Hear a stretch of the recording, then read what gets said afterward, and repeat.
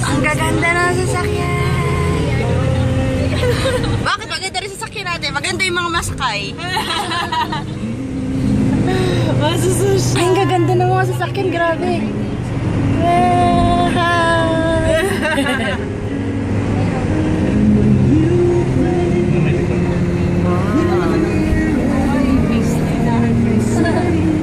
Oh my gosh, ang gaganda nila.